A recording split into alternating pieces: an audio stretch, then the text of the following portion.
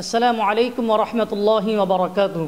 সম্মানিত দর্শক শ্রোতা, অনেক ভাই আমাদের কাছে প্রশ্ন করেছেন যে ইতিকাফ সহি শুদ্ধ হওয়ার জন্য কি কি শর্ত প্রয়োজন। আজকে এই বিষয়ে আলোচনা করব ইনশাআল্লাহ। সম্মানিত দর্শক শ্রোতা, কাছে কিংবা দূরে, দেশে কিংবা প্রবাসে, যে যেখান থেকে আমাদেরকে দেখছেন, সকলকে জানাই পবিত্র মাহে রমজানের মোবারকবাদ।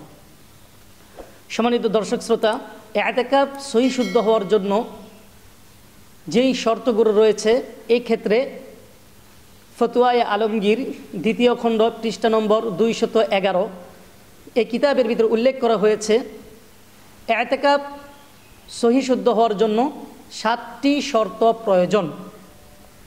এই কিতাবের ভিতরে উল্লেখ করা হয়েছে শারাইতুল ইতিকাফি আল ইসলাম ওয়াল আকল ওয়াত তাহারাতু মিনাল জানাবাত ওয়াল হাইদ ওয়ান নিফাসি ওয়াল মসজিদু ওয়ান নিয়তু ওয়াস সাওম।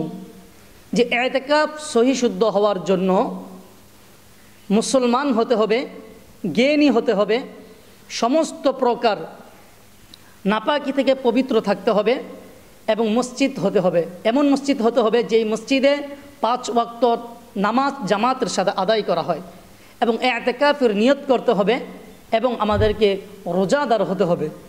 এই 7টি শর্ত যদি পাওয়া যায়, আর এই 7টি শর্তের সাথে যদি কোনো ব্যক্তি ইতিকাফ আদায় করে, তাহলে অবশ্যই আল্লাহ সুবহানাহু ওয়া তাআলা তার ইতিকাফকে কবুল করে নেবেন। তার বিনিময়ে আল্লাহ সুবহানাহু ওয়া তাআলা তার থেকে জাহান্নামকে দূর করে দিবেন এবং আল্লাহ সুবহানাহু ওয়া তাআলা তাকে 2টি হজ এবং 2টি উমরা আদায় করার সওয়াব দান করবেন। তাই আল্লাহ সুবহানাহু ওয়া তাআলা আমাদেরকে সমস্ত প্রকার আমলগুলো সুন্নত তরিকায় আদায় করার তৌফিক দান করুন। সকলে বলে আমিন। আসসালামু আলাইকুম ওয়া রাহমাতুল্লাহি ওয়া বারাকাতুহু।